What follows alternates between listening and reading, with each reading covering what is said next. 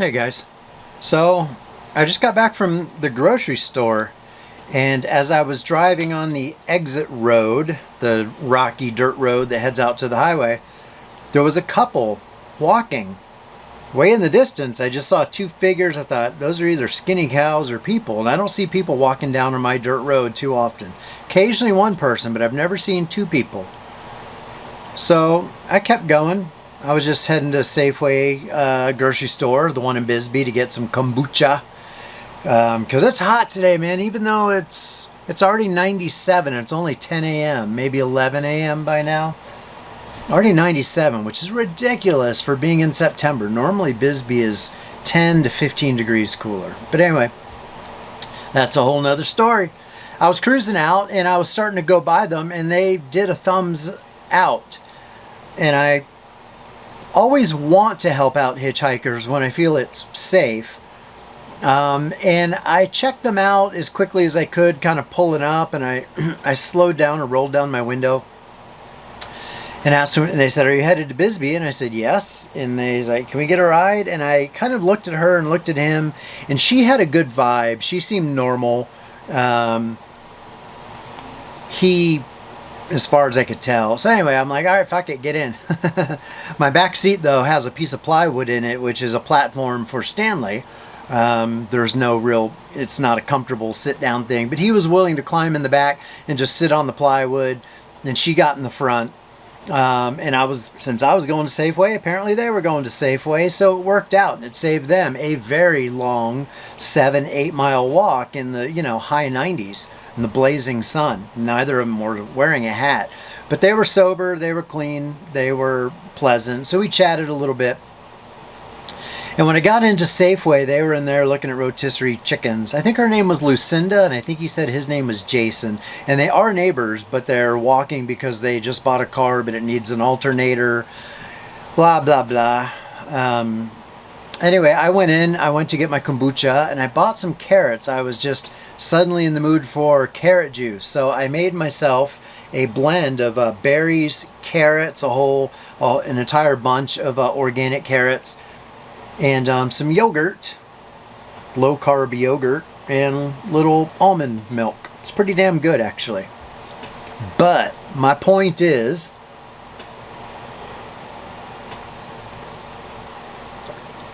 it's my first carrot juice in several months. It's pretty good.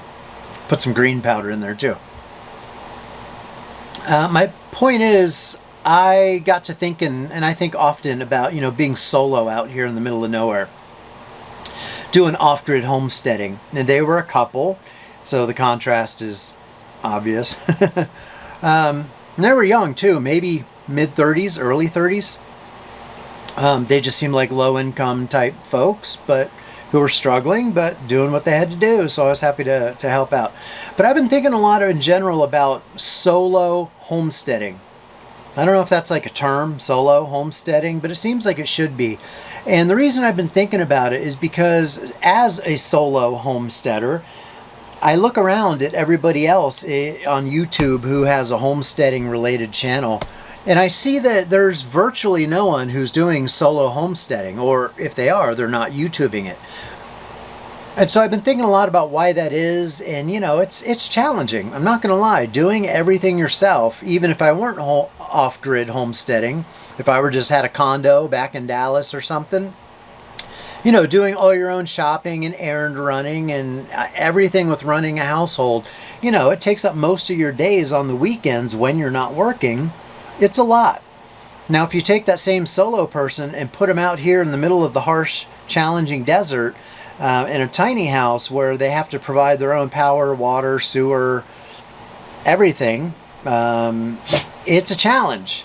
And then on top of that, if you're going to YouTube it, that's a lot of work. And so I think it's a natural thing for couples to successfully do YouTube, because oftentimes the man will film the build, or she will film while he's working, and then oftentimes she edits, or maybe he does, but the duties are split up in such a way that they find balance. So household tasks, outdoor tasks, they get done. Often they're families, and there's teen kids to help out. You know, there's some folks here like Tiny Shiny Home here and that are also in Cochise County. They have like 4 kids that are mostly teens, you know, helping out. So it's a group effort. Contrasting that with my situation where it's just me and my dog Stanley, it's just difficult to do all the labor, all the errands, hold down a day job, and YouTube it, and run the errands, and keep things clean, and pull the weeds, and the. And so I kind of wonder, I'm curious how many people are intentionally building an off-grid homestead around the country, could be anywhere, who are doing it solo, and doing it sort of intentionally solo. You know, there's a lot of people that start off as couples and then something happens, you know, someone gets widowed or becomes a widower, and or, you know, divorce happens, that kind of thing. And so people end up being older, retired, solo. A lot of my neighbors around here are solo, but they didn't start off that way. I don't know too many people who intentionally say, you know, I'm going to go do my thing solo, intentionally. And it's a big commitment. It's a big effort. It's a big lonely sometimes. It's definitely a big alone situation. You have to really have some sense of self-worth, know what you're after, have a decent income, hopefully, or it's just going to take you a lot longer if you're doing it on a shoestring budget.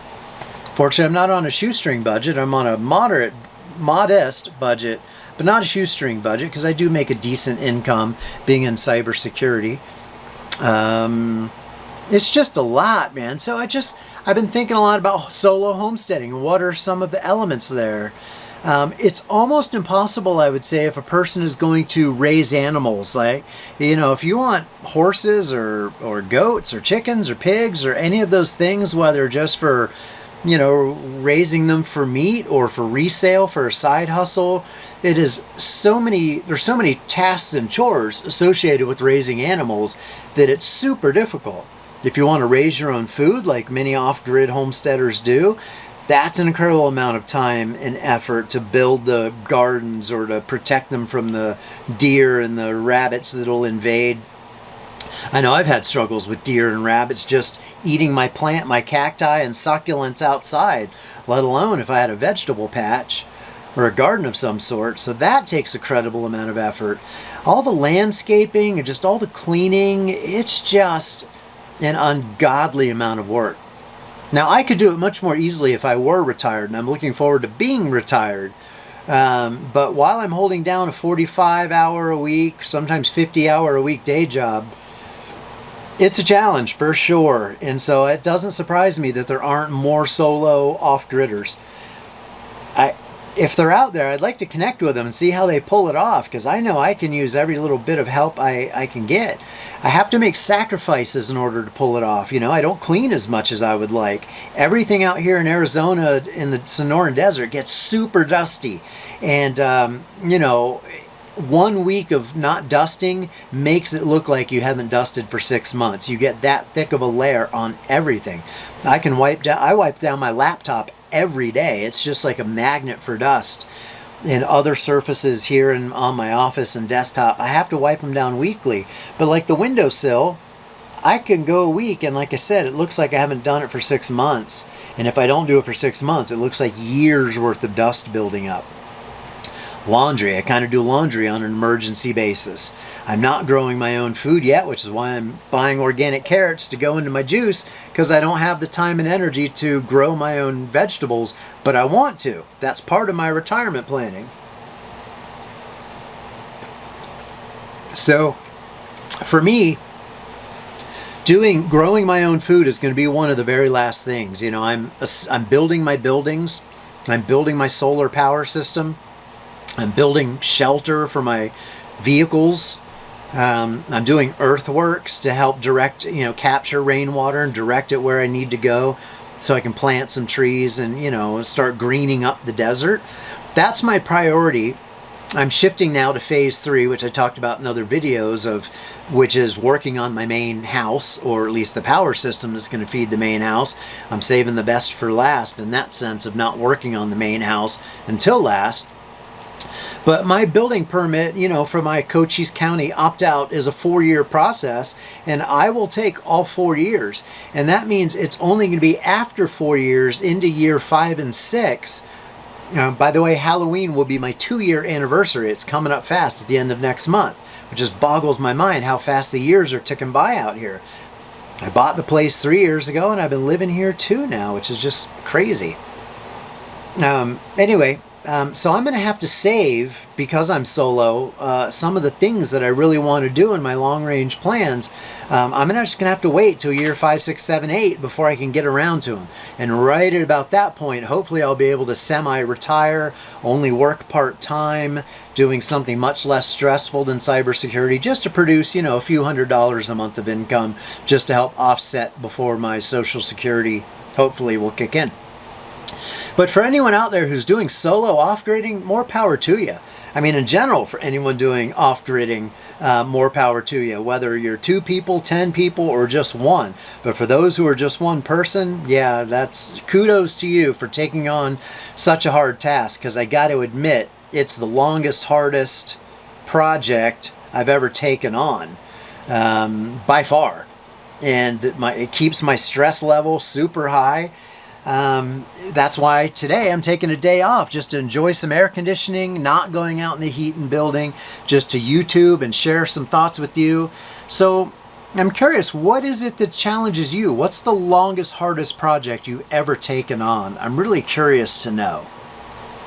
I'm also curious to know if you've ever considered doing off-grid homesteading, but maybe you've not done it either just because it's too big of a leap, or maybe because you are solo and you just realize doing all of that by yourself is just an insane amount of work and maybe just not worth it to you. For me, I did the calculus and it's worth it for me, but man, it's not for everybody, granted. So what's your biggest challenge? What's the biggest project you've ever worked on? And are you solo off-gridding? And if you know of any other solo off-grid channels, I'd really like to know about them. I'd like to follow those people and figure out what, you know, what their magic superpower is. Because I don't have any superpowers other than being generally competent with hand tools and having a fair amount of energy and a willingness to work some more, endlessly work. In fact, when I was over at my neighbor Barbara's place a few nights ago having some iced tea, you know, we got to talking about my plans and my order of operations here at All Mine Ranch. And I mentioned to her that by the time I get this place paid off and livable and really done, it will be 5 to 6 years of continuous, almost nonstop physical labor. Nights and weekends and 3 and 4 day weekends. Just endlessly working to build everything so that I have enough power, water, internet, and just energy in general, and security and safety and comfort, all those things that we want in our homes, especially a retirement home, which this is for me. It's the hopefully last place I ever buy. 5 or 6 years of just nonstop work, and that's just to get it to kind of a baseline decent level. You know, there will be nonstop improvements for another 10 years after that, where I work on the gardens, I create a courtyard, I do fencing, I build a little adobe wall that's going to create a courtyard, just making improvements with gravel and landscaping and plants, and maybe putting in a fountain someday, and maybe an outdoor speaker system, and you know, just all those things that really make a house be super comfortable and just a really great place to relax and enjoy the bountiful nature that is Cochise County, Arizona. A lot of work, man. So for all you solo homesteaders, rock on. Good job. Anyway, thanks for watching. Thanks for commenting. Ask your questions and make sure you like and subscribe if you're not already. And I'll see you in the next video. Peace out.